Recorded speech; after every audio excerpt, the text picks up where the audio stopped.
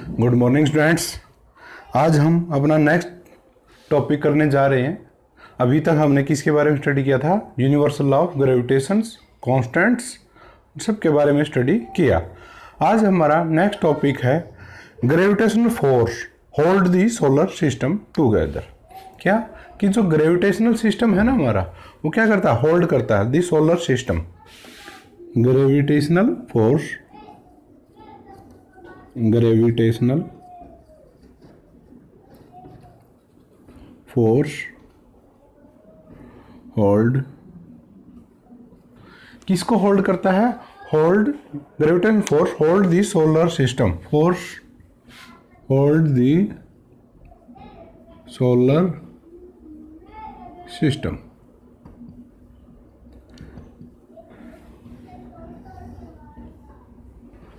Solar system. आज हम जो स्टडी कर रहे हैं वो क्या है? Gravitational force hold the solar system.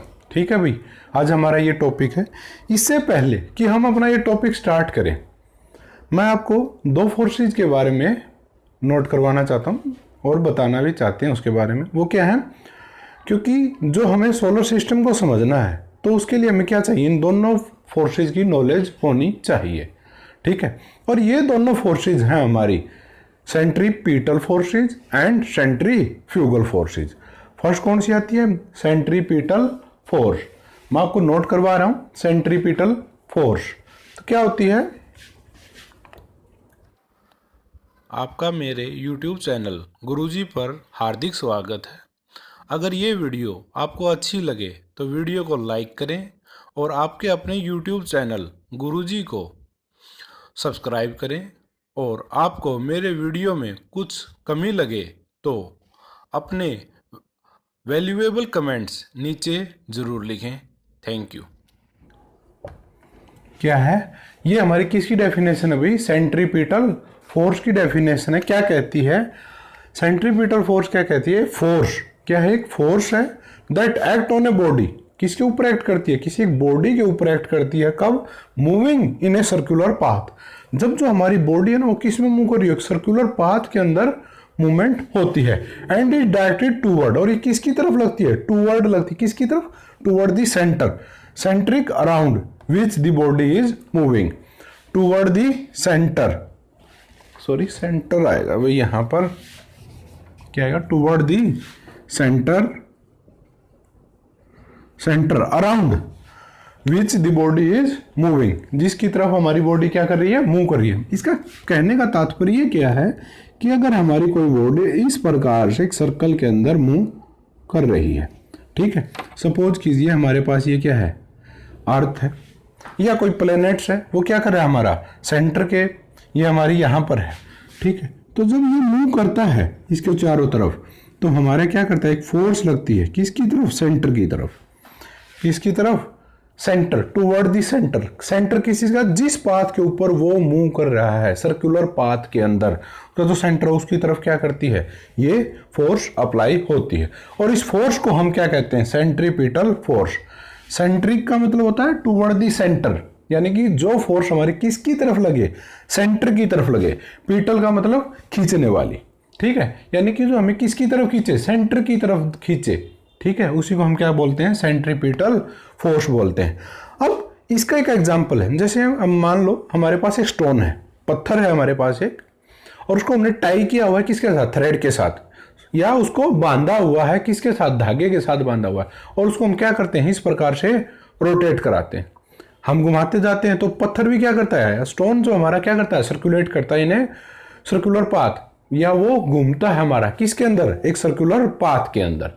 तो जब वो घूम रहा होता है हमारी, तो जो धागा हमारा, अगर हम धागा को छोड़ देते हैं तो क्या करता है? वो भाग जाता है।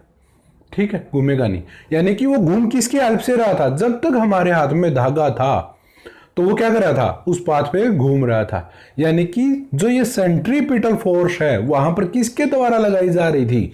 धागे के द्वारा। और धागे में कौन सी फोर्स थी? टेंशन, या हिंदी में बोलते हैं जिसको तनाव। ठीक है, क्या थी? तनाव बल था उनके बीच में। क्या था? तनाव था, जिसके कारण हमारी सेंट्रीपिटल फोर्स एक्ट कर रही थी। Centripetal force different different location पे डिफरेंट डिफरेंट फोर्सेज के द्वारा देखी जाती है। जैसे अभी हमने थ्रेड का एग्जांपल लिया या स्टोन का, थ्रेड एंड स्टोन का, तो उसमें क्या देखा, धागे में उसमें क्या था, टेंशन थी, तनाव था। तो उसके टाइम पे वहां पर आती है हमारी सेंट्रीपिटल फोर्स, किसके इक्वल होती है, टेंशन फोर्स के इक्वल होती है। जब गाड़ी को हम कर्व पे रोटेट कराते हैं तो गाड़ी क्या करती है, टायर के और रोड के बीच में क्या होता है, फ्रिक्शन। तो वहां पे जो फोर्स ऑफ फ्रिक्शन है वो किसके इक्वल होती है, सेंट्रीपिटल फोर्स के इक्वल होती है। अर्थ रिवॉल्व करती है किसके चारों तरफ, सन के चारों तरफ। अर्थ जो हमारी वो क्या करती है, रिवॉल्व करती है किसके चारों तरफ, सन के चारों तरफ। तो जो वो रिवॉल्यूशन होती है हमारी वो किसके कारण होती है, सेंट्रीपिटल फोर्स के कारण। बट वेयर सेंट्रीपिटल फोर्स किसके इक्वल होती है, हमारी ग्रेविटेशनल फोर्स, हमने स्टडी किया अभी, ठीक है। तो सेंट्रीपिटल डिफरेंट होते हैं। अगर हम मैथमेटिकली सिंपली लिखना चाहें सेंट्रीपिटल फोर्स को तो ये होती है हमारी mv² बाई में r f। कौन सी फोर्स, सेंट्रीपिटल फोर्स।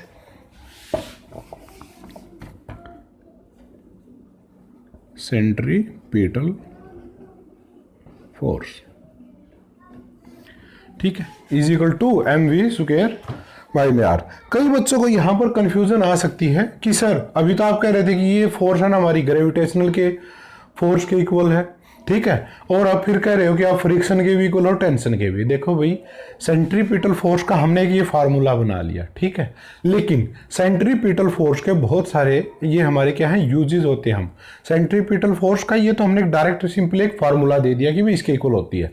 लेकिन अब जैसे प्लैनेट्स रिवॉल्व कर रहे हैं सन के चारों तरफ, तो वहां पर कौन सी फोर्स होती है जो अट्रैक्ट करती है उन दोनों को, कौन सी होती है, ऑब्वियसली सी बात है, जब दो मासेस हैं हमारे तो वो क्या करते हैं, अट्रैक्ट करते हैं। तो अभी हम नेक्स्ट टॉपिक के अंदर यही स्टडी करना है क्योंकि हमारा यही टॉपिक है, ठीक है। तो उसके अंदर भी हमारा क्या होता है कि अर्थ अट्रैक्ट करती है किसको, सन को, और सन किसको अट्रैक्ट करता है, अर्थ को। जब दोनों अट्रैक्ट करती हैं तो वहां पर हमारी सेंट्रीपिटल फोर्स क्या होती है, इज इक्वल टू होती है ग्रेविटेशनल फोर्स। यानी कि सेंट्रीपिटल फोर्स क्या करती है, डिफरेंट फोर्सेज का रूप लेती रहती है, ठीक है। तो हम उनको इनके इक्वल पुट अप करते हैं। वैसे सेंट्रीपिटल का फॉर्मूला हमारा ये होता है, ठीक है। उसके बाद आता है हमारा सेंट्रीफ्यूगल फोर्सेज। नेक्स्ट आती है सेंट्रीफ्यूगल फोर्सेज। क्या आती है भाई, आप ये नोट करना चाहते हैं तो नोट कर लीजिए।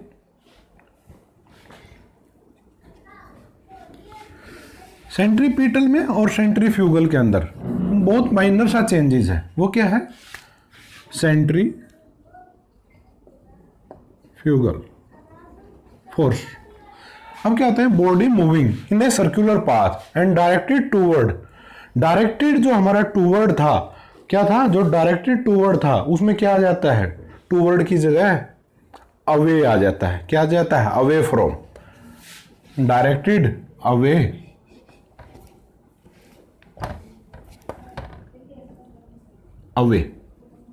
फ्रॉम दी सेंटर, ठीक है। बाकी सारा सेम रहता है। यानी कि अब जब कोई भी बॉडी किस में मूव कर रहा है, सर्कुलर के अंदर रोटेट करता है, ठीक है। हमारी अर्थ को अगर एक प्लैनेट इस प्रकार से सन के चारों तरफ रिवॉल्व करता है, अगर ये क्या हमारा सन क्या करता है, प्लैनेट इसके चारों तरफ क्या कर रहा है, रिवॉल्व कर रहा है, तो क्या कर रहा है, सन किसको अट्रैक्ट करता है, ये इसकी तरफ और ये इसकी तरफ, यानी कि दोनों एक दूसरे को क्या करते हैं, खींचते हैं। सन अट्रैक्ट करता है किसको, अर्थ को, और अर्थ अट्रैक्ट करती है किसको, सन को, तो दोनों एक दूसरे की तरफ जाते हैं। तो इसके अकॉर्डिंग तो क्या होना चाहिए था भाई कि अगर हमारी जो ये अर्थ है वो किसके पास ले जानी चाहिए थी, सन के पास, लेकिन ऐसा तो नहीं होता। क्यों, क्योंकि ये हमारी क्या है, ड्यू टू ये किसके कारण होता नाम, अगर इसका वैसे अगर हम स्पेसिफिक नाम देते हैं तो वो क्या होता है, ग्रेविटेशनल फोर्स होती है इनके बीच में। लेकिन जब भी कोई बॉडी सर्कुलर मोशन के अंदर आती है तो वहां पर हम ग्रेविटेशन और इन फोर्सेस का यूज नहीं करते, हम सिर्फ एक ही बोलते हैं, उस फोर्स को क्या नाम देते हैं, सेंट्रीपिटल फोर्सेज। ये तो फ्यूगल है, ठीक है, सेंट्रीपिटल फोर्सेज। अब सेंट्रीपिटल फोर्सेज तो हमारी इनवर्ड लग रही है, तो क्या करती है, इसके अपोजिट में भी हमारी क्या लगती है, एक आउटवर्ड फोर्स लगती है, जो क्या करती है, अर्थ को अपनी पोजीशन पर बनाए रखती है। या आप ये न्यूटन्स का थर्ड लॉ हमने स्टडी किया है, every action have opposite reaction. तो ये क्या था, एक्शन, और ये क्या है उसका, रिएक्शन। यानी कि अपोजिट डायरेक्शन में जो फोर्स लगती है उसी को हम क्या बोलते हैं, सेंट्रीफ्यूगल फोर्सेज, सेंट्रीफ्यूगल फोर्सेज। ठीक है भाई, यानी कि कोई भी बॉडी अगर वो सर्कुलर के अंदर है और जो इनवर्ड फोर्स लग रही है किसकी तरफ, टूवर्ड दी सेंटर, ठीक है, जिस सेंटर के चारों तरफ वो रोटेट करती है तो उसको क्या बोलते हैं हम, सेंट्रीपिटल फोर्सेज। और जो आउटवर्ड लग रही है उसको हम क्या बोलते हैं, सेंट्रीफ्यूगल फोर्सेज। सेंट्रीपिटल जो फोर्सेज होती है हमारी वो किसके इक्वल होती है, mv² बाई में r। ठीक है, वो हमने नोट कर ही चुके हैं, आप ये भी नोट करना चाहते हैं तो नोट कर सकते हैं। ठीक है भाई,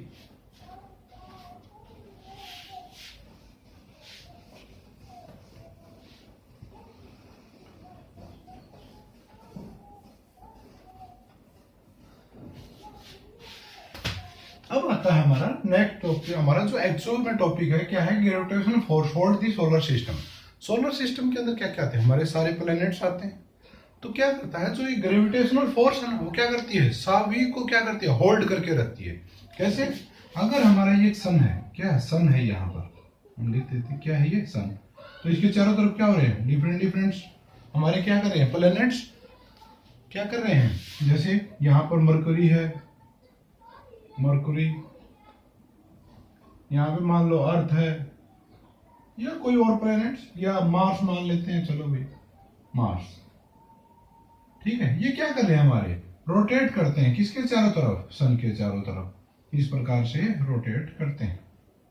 तो जब ये रोटेट करते हैं तो इनको रोटेट करने के लिए क्या चाहिए हमें।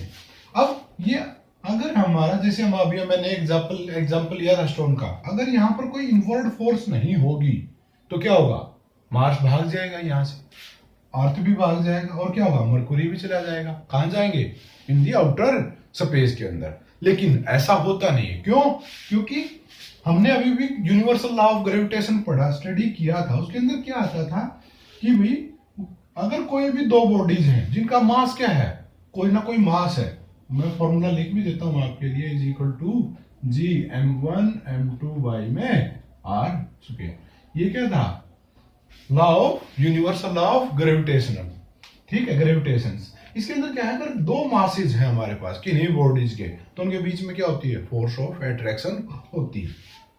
और सन जो है हमारा, उसका मास क्या होता है, बहुत ज्यादा होता है। ठीक है, और मरकरी उसका ही मास ज्यादा है, तो वो क्या करते हैं, फोर्स ऑफ अट्रैक्ट करते हैं। अब मरकरी इसकी तरफ अट्रैक्ट होगी तो ये यहाँ पर अट्रैक्ट करती है, तो हमारी इसके बीच में कौन सी फोर्स लगी, किसके कारण, ग्रेविटेशनल के कारण लगी, सेंट्रीपिटल फोर्सेज। और आउटवर्ड में क्या लगी, सेंट्रीफ्यूगल फोर्सेज। तो मरकरी क्या करता है, अपने एक्सिस के ऊपर रिवॉल्व करता रहता है। सेम वही, अब हमारे पास मास ऑफ अर्थ क्या है, बहुत ज्यादा है, और सन का भी क्या है, काफी ज्यादा है, तो ये क्या करता है, अपनी एक्सिस के ऊपर रोटेट करते रहते हैं। तो इनको रोटेट करने के लिए हमें जो फोर्स चाहिए थी, यानी कि फोर्स ऑफ अट्रैक्शन या सेंट्रीपिटल फोर्स, वो किसने, सेंट्रीपिटल जो फोर्स हो किसने प्रोवाइड कराई हमें, ग्रेविटेशनल फोर्स ने। किसने प्रोवाइड कराई, ग्रेविटेशनल फोर्स ने। इसीलिए हम कह सकते हैं कि gravitational force hold the solar system. क्योंकि अगर ग्रेविटेशनल फोर्स नहीं होती हमारी तो क्या करते, ये सारे प्लैनेट्स कोई कहीं भाग जाता और कोई कहीं भाग जाता, लेकिन ये कहीं नहीं जाते, किसके कारण, ड्यू टू ग्रेविटेशनल फोर्स। ठीक है, आई बात समझ में भी, राइट। तो ये थी हमारी ग्रेविटेशनल फोर्स। अब इसके बाद कुछ फिनोमेना ऐसे भी होते हैं जैसे जो हमारी अर्थ के ऊपर होते हैं, और हाँ इसके अंदर ऐसा नहीं है कि सिर्फ अर्थ है, इसके चारों तरफ भी हमारा एक क्या होता है, रोटेट करता है। कौन, मून। मून क्या हमारा सैटेलाइट है। अब ये मून क्या करता है, अर्थ के चारों तरफ रोटेट करता है, किसके कारण, वही सेम सेंट्रीपिटल फोर्सेस। किसने प्रोवाइड कराई, क्योंकि मून का भी क्या अपना मास है और अर्थ का मास है, तो अर्थ और मास में दोनों में क्या है, मून में और अर्थ में क्या है कि दोनों में फोर्स ऑफ अट्रैक्शन है। फोर्स ऑफ अट्रैक्शन है यानी कि वो किस में, हमारी सेंट्रीपिटल फोर्स के अंदर। तो हम क्या करता है, मून हमारा वो हमारी अर्थ के चारों तरफ रोटेट करता रहता है। अब एक इफेक्ट आता है कि high tide and low tide. कौन सा आता है हमारा, high tide and low tide. ये आई होप आपको ये समझ में आ गया। ये सिर्फ समझने की चीजें हैं कि भाई ये किस प्रकार है, नोट कराने के लिए मेरे इनमें कुछ नहीं है, ठीक है, सिर्फ समझ लीजिए। अब आता है high tide and low tide. High tide क्या होता है? ज्वार भाटा बोलते हैं हम इसको। यानी कि जो समुंदर, हमारा जो सी है, समुंदर है, उसके अंदर क्या होता है, पानी ऊपर उठता है और फिर क्या आता है, नीचे आता है।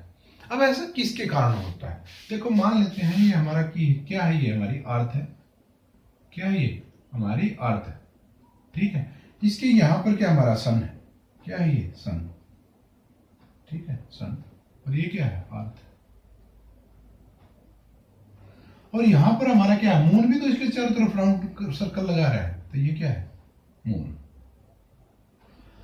ठीक है। अब मून किसके चारों तरफ रोटेट कर रहा है? अर्थ के चारों तरफ। और अर्थ किसके चारों तरफ रोटेट कर रही है? सन के चारों तरफ। इसका मीन क्या है कि भाई जो फोर्स ऑफ ग्रेविटेशन अप्लाई की जा रही है किसके द्वारा? मून के द्वारा। किसके ऊपर? अर्थ के ऊपर। और अर्थ किसके ऊपर कर रही है? मून के ऊपर।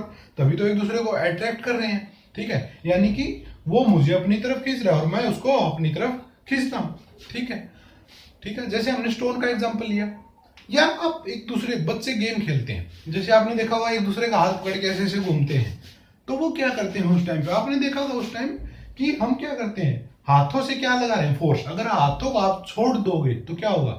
गिर जाओगे, ठीक है। तो उस टाइम पे आपने देखा होगा कि जो आगे की तरफ फोर्स, हम एक दूसरे के हाथ पकड़े हुए हैं, तो सपोज करो मून ने भी और अर्थ ने क्या किया? एक दूसरे के हाथ पकड़े हुए हैं।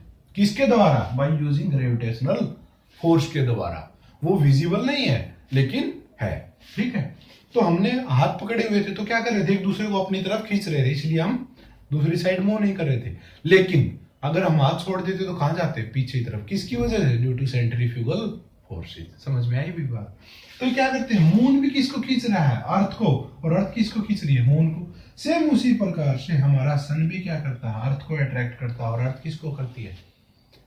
सन को करती है, ठीक है। लेकिन अब जब हमारी अर्थ के ऊपर क्या है? यहाँ पर वाटर है, क्योंकि हमारी बहुत सारा जो लैंड है हमारा, सॉरी, जो ऑक्यूपाई किया गया अर्थ को, वो मोस्टली किसके द्वारा किया गया? वाटर के द्वारा।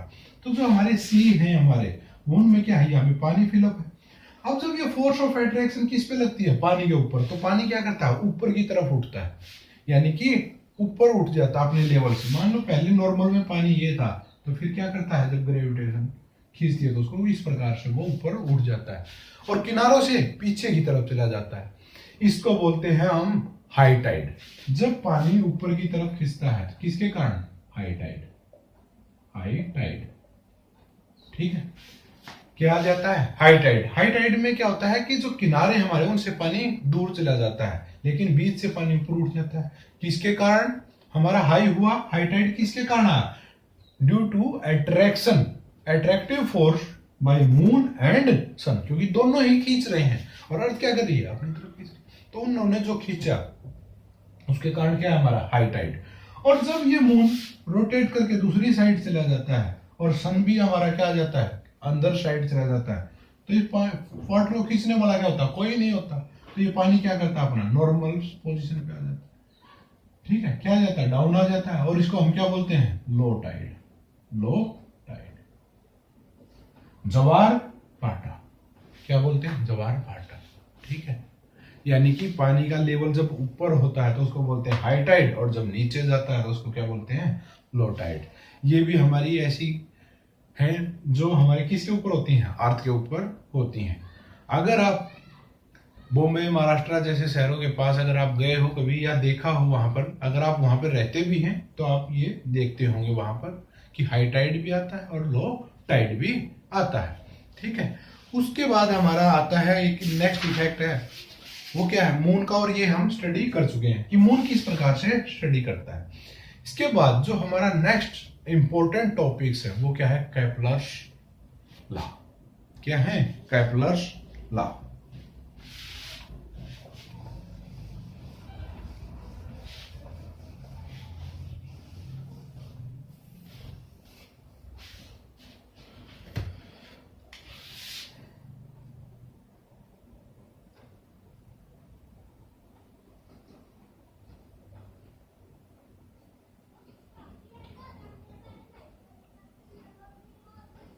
केपलर, केपलर ये इनका नाम है। ये क्या थे? एस्ट्रोनॉमर थे। क्या थे? एस्ट्रोनॉमर थे। और इन्होंने क्या किया? प्लैनेट्स जो हमारे किस प्रकार से रिवॉल्व करते हैं सन के चारों तरफ, उसके लिए इन्होंने अपने थ्री रूल्स दिए हैं या थ्री लॉ दिए हैं, ठीक है।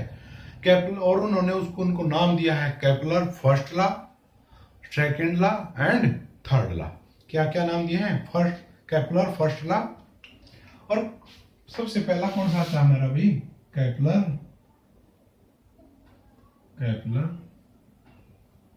First law. अब ये क्या कहता है? केपलर फर्स्ट लॉ क्या कहता है कि जो प्लेनेट है ना हमारे, वो किसके अंदर मूव करते हैं? इन्हें इलिप्टिकल पाथ के अंदर। बस इसके अंदर यही बताया गया। क्या इसको हम किस प्रकार से? Planet move in elliptical orbit. क्या होते हैं जो प्लेनेट हैं, द प्लेनेट्स, ये भी हमारा केपलर फर्स्ट लॉ क्या कहता है? प्लेनेट मूव, जो प्लेनेट है ना हमारे, वो क्या करते हैं? मूव करते हैं इन इलिप्टिकल ऑर्बिट। किसके अंदर? इलिप्टिकल ऑर्बिट के अंदर, अराउंड द सन। किसके चारों तरफ? सन के चारों तरफ, with the sun at one of the two forces of the elliptical orbit. Forces क्या है? फोकस, यानी कि एट सेंटर पॉइंट है ना, जो हमारा जो सेंटर पॉइंट होते हैं वो क्या हमारे? फोकस बोलते हैं उसको, एट फोकस। या इलिप्टिकल के अंदर क्या होते हैं? टू होते हैं। जैसे ये हमारे पास एक इलिप्टिकल पाथ है। कैसा पाथ है? Elliptical path. तो एक फोकस हमारा यहां पर है और एक कहां पर है? यहां पर, ठीक है। इन दो फोकस से मिलके हमारा क्या बनता है? इलिप्टिकल बनता है। तो सन जो है ना हमारा at the on one forces, यानी कि इस फोकस के ऊपर हमारा क्या है? अगर क्या है यहां पर? सन है, सन। और इलिप्टिकल पाथ के अंदर हमारे क्या मूव करते हैं? प्लैनेट्स मूव करते हैं। क्या मूव करते हैं? प्लैनेट्स। यहां पर हम कोई स्पेसिफिक प्लैनेट्स की बात नहीं कर रहे हैं। ये जो लॉ दिया गया था ये किसके लिए बताया गया था? सभी प्लैनेट्स के लिए बताए गए थे। ऐसा नहीं है कि सिर्फ एक ही प्लैनेट के लिए बताए गए हैं। तो इसीलिए इन्होंने क्या है, यहाँ पे किसी प्लैनेट की जगह अगर ये सिर्फ अर्थ या मार्स के बारे में बात करते तो उनके बारे में लिख सकते थे, लेकिन ये किसके लिए था? कंप्लीट सोलर सिस्टम के लिए। द प्लैनेट मूव, दोबारा से रिपीट कर देता हूं कि प्लैनेट्स मूव करते हैं। क्या करते हैं? ये प्लैनेट्स मूव करते हैं इलिप्टिकल ऑर्बिट। कैसे ऑर्बिट के अंदर? इलिप्टिकल ऑर्बिट के अंदर, अराउंड दी सन। किसके चारों तरफ? सन के चारों तरफ, with the sun at one of the two forces of elliptical orbit. Elliptical orbit के जो हमारे दो फोकस थे उनमें से एक पे क्या एग्जिस्ट करता है? हमारा सन एग्जिस्ट करता है।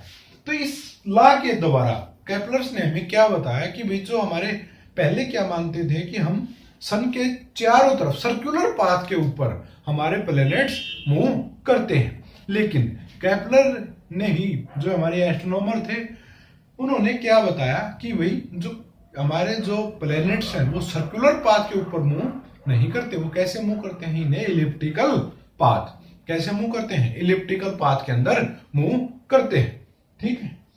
तो ये था भी हमारा फर्स्ट लॉ ऑफ केपलर।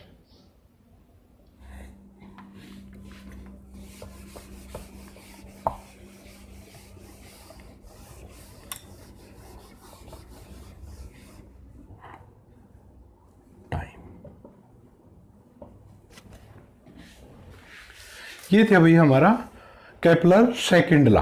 क्या है हमारा? Kepler second law. क्या कहता है? इट स्टेट दैट, स्टेटमेंट क्या कहता है कि ईच प्लैनेट, यानी कि हर एक प्लैनेट रिवॉल्व करता है अराउंड दी सन। क्या करता है? Each planet revolve around the sun. किसके चारों तरफ रिवॉल्व करता है? अराउंड दी सन। इन सच ए वे, इस प्रकार से कि that the line joining the planet, की प्लैनेट की लाइन जो हम किससे अटैच कर रहे हैं? To the sun, sweep over, क्या करती है? स्वीप करती है या कवर करती है equal area in equal interval of time. यानी कि इक्वल इंटरवल के अंदर हमें जो टाइम डिस्टेंस जो ट्रेवल या एरिया जो कवर होगा हमारा वो क्या होगा? इक्वल होगा। इक्वल टाइम के अंदर इक्वल एरिया कवर किया जाएगा। इन्होंने किस प्रकार से कहा कि सपोज करो ये हमारे पास हमारा इलिप्टिकल पाथ है, ठीक है। कैसा पाथ है? इलिप्टिकल। यहां पर क्या है? सन है हमारा। क्या है ये? सन, ठीक है भाई। अब हमें क्या करना है कि एक प्लैनेट है हमारे पास, ये यहां पर एक प्लैनेट है, ठीक है। ये प्लैनेट से हमने क्या किया? लाइन ज्वाइन की। देखो उसने क्या कहा कि sun is way that the line joining the planet, line जो ज्वाइन करती है किसको? प्लैनेट को। ये हमारा क्या है? प्लैनेट से। ये लो हम प्लैनेट लिख देते हैं, planet to the sun sweep over equal area. क्या बोला है? Equal area. लेकिन ये लाइन का तो एरिया नहीं होता, तो क्या कहते हैं हम, यहां पर ये लाइन ज्वाइन की, उसके बाद ये प्लेनेट मूव करके कहां पर आया? यहां पर आया, यहां पर आ गया। और अब हमने इस लाइन को भी इससे मिला दिया, तो ये जो एरिया है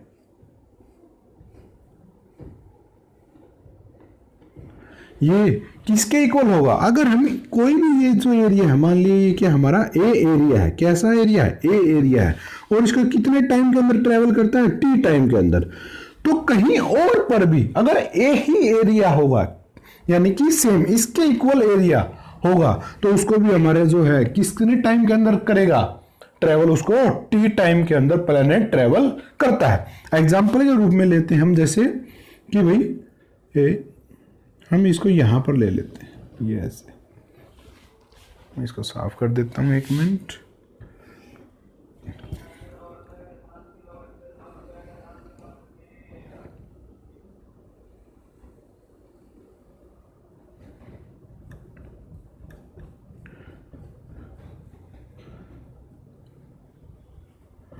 ये अब ये जो एरिया है हमारा, ये भी क्या है? ए ही एरिया है।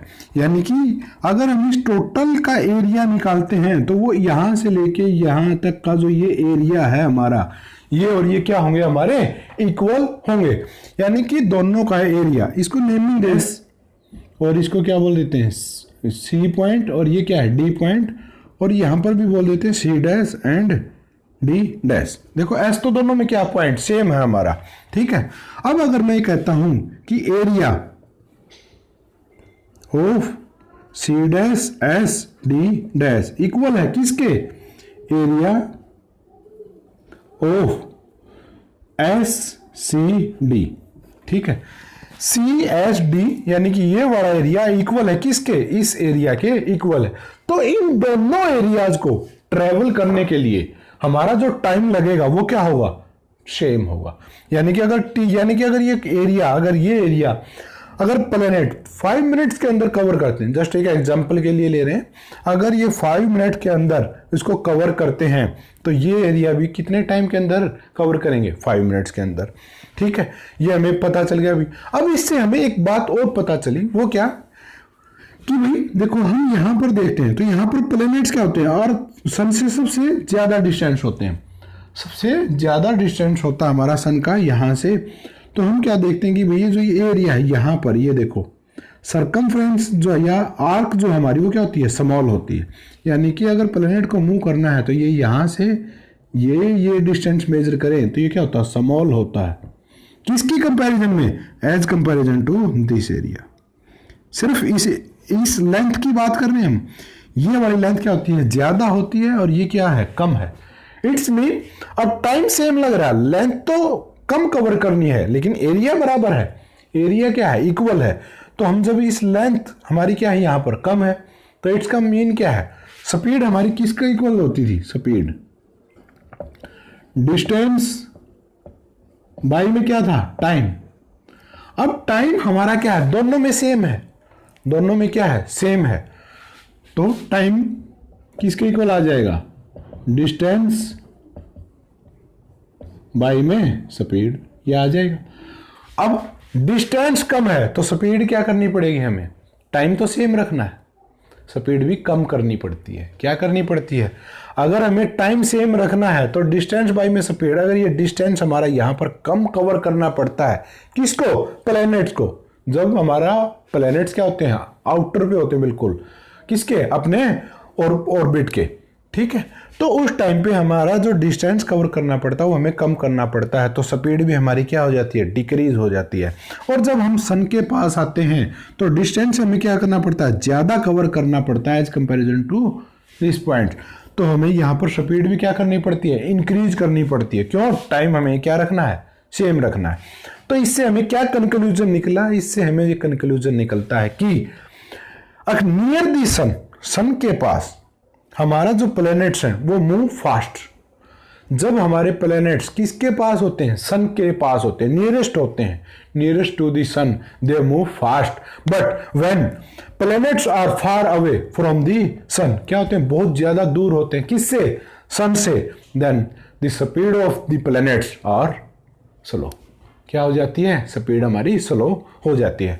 हो सकता है ये बातें कुछ बुक्स में आपकी में दी हो या ना दी हो, आप स्टडी कर लीजिएगा, और अगर आप इसको नोट करना चाहते हैं तो नोट कर सकते हैं।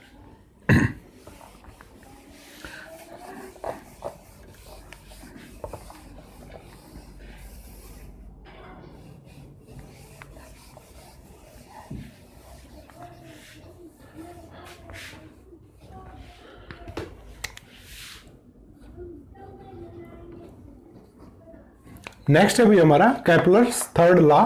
क्या है भी नेक्स्ट हमारा? केपलर थर्ड लॉ क्या कहता है? इट स्टेट दैट, इसकी स्टेटमेंट कहती है कि the cube of mean distance of a planet, कि जो प्लेनेट हमारे मूव कर रहे हैं उनको हम क्या निकाल लें? मीन डिस्टेंस निकाल लें। प्लेनेट फ्रॉम द सन, किसके बीच में? प्लेनेट और सन के बीच में। इज डायरेक्टली प्रोपोर्शनल, क्या होता है हमारा? डायरेक्टली प्रोपोर्शनल होता है to the square of time, यानी कि टाइम का हम क्या कर दें? स्क्वायर कर दें। कौन सा time? It take to move around the sun, यानी कि जो इलिप्टिकल ऑर्बिट के अंदर मूव कर रहे हैं, यानी कि अगर हमारा ये सन है, क्या है? सन, और हमारा यहां से क्या कर रहे हैं? प्लैनेट्स इस प्रकार से रिवॉल्व करते हैं। क्या करते हैं? इस प्रकार से रिवॉल्व करते हैं। तो इस यहां पर हमारा जो प्लैनेट्स हैं, क्या है? प्लैनेट, ये प्लैनेट है हमारा जो, वो क्या करता है? मूव करता है किसके चारों तरफ? सन के चारों तरफ। तो जो यहां से चल के ये वापस यहीं तक आने के लिए जो टाइम लगा उसको हम क्या बोलते हैं? Time to taken to the move around the sun. उसका हमें क्या करना है? स्क्वायर करना है। ठीक है। और क्या कहता है कि मीन डिस्टेंस, अब ये हमारे यहां से है, यहां से हम जो डिस्टेंस मेजर करते हैं यहां से भी होगा, तो इनका क्या निकाल लेते हैं? हम एक मीन निकाल लेते हैं, एवरेज निकाल लेते हैं। तो average distance of planet from the sun is directly proportional. क्या है? क्यूब है, लेकिन किसका? डिस्टेंस का। ये बात याद रखना, क्यूब ऑफ एवरेज डिस्टेंस या mean distance of a planet from the sun is directly proportional to the square of time it take to the move around the sun. ठीक है भाई। अब इसके अंदर हमें इसको मैथमेटिकली लिख सकते हैं किस प्रकार से? क्या कहता है कि क्यूब ऑफ मीन डिस्टेंस, अब आर का क्या हो जाएगा हमारा? क्यूब इज डायरेक्टली प्रोपोर्शनल, कहता है कि distance is directly proportional to the square of time, यानी कि टाइम का क्या हो जाएगा? स्क्वायर। आर क्या है यहां पर? It is the radius. क्या है हमारा? रेडियस, क्योंकि प्लैनेट्स हमारे इलिप्टिकल के अंदर मूव करते हैं, तो मीन डिस्टेंस हमारा आर इज मीन डिस्टेंस। अगर हम इसको एक कैसा लेते हैं? अगर सर्कुलर पाथ पे लेते हैं तो ये क्या हो जाएगा हमारा? रेडियस हो जाता है। इसलिए मैंने बोला कि रेडियस भी लेते हैं हम कई जगह, क्योंकि आगे जब आपके क्वेश्चंस आएंगे तो हमें एजम्पशन के रूप में आर एक रेडियस के रूप में ही मानते हैं। ठीक है। लेकिन हालांकि ये क्या है? मेन डिस्टेंस होता है हमारा। और टी क्या होता है? टाइम। टाइम कौन सा टाइम? वो टाइम जो टेकन मूव अराउंड दी सन, यानी कि जब वो प्लैनेट अपना एक मूव सर्कल कंप्लीट करता है, किसके लिए? सर्कल या अपना ऑर्बिट का जो राउंड है वो वन राउंड कंप्लीट करने के लिए of orbit, time to taken is T. वो जो हम टाइम ले रहा है वो हमारा क्या है? टी है। तो आर की क्यूब डायरेक्टली प्रोपोर्शनल है किसके? टी के स्क्वायर के। अगर हम प्रोपोर्शनलिटी का सिंबल हटाते हैं तो क्या लगाते हैं? इक्वल का साइन लगाते हैं, और क्या करते हैं? कांस्टेंट ऐड करते हैं। तो यहां पर हमने क्या लिख दिया? कांस्टेंट ही लिख दिया, direct is equal to T square. ठीक है। तो कांस्टेंट किसके इक्वल हो जाएगा? Constant is equal to R cube by में टी स्क्वायर। ठीक है। ये आप इस प्रकार से इसका सॉल्यूशन होता है। ये था भी हमारा केपलर का थर्ड लॉ। एक बार दोबारा से रिवाइज करा देता हूँ। आज हमने क्या क्या स्टडी किया? सबसे पहले हमने स्टडी किया कि भाई हमारा जो प्लैनेट सिस्टम है या सोलर सिस्टम है उसको ग्रेविटेशन फोर्स किस प्रकार से होल्ड करती है। फिर उसके कुछ इफेक्ट्स देखे अर्थ के ऊपर, जैसे कि हाई टाइड, लो टाइड या सर्कुलेशन ऑफ मून। ठीक है। इस प्रकार से हमने उनके बारे में स्टडी किया। उसके बाद हमने किसके बारे में स्टडी किया? केपलर फर्स्ट लॉ के बारे में। केपलर फर्स्ट लॉ क्या कहता है कि जो हमारे प्लैनेट्स हैं they are move in elliptical orbit. किसके अंदर मूव करते हैं? इलिप्टिकल ऑर्बिट के अंदर मूव करते हैं। ठीक है। और सन क्या है? उनके एक फोकस के ऊपर है हमारा। सन क्या है? इलिप्टिकल ऑर्बिट के अंदर टू फोर्सेस होते हैं, at one is sun exist. वो एक पे क्या एग्जिस्ट करता है, हमारा सन एग्जिस्ट करता है। ये था हमारा केपलर फर्स्ट लॉ। उसके बाद आता है सेकंड लॉ।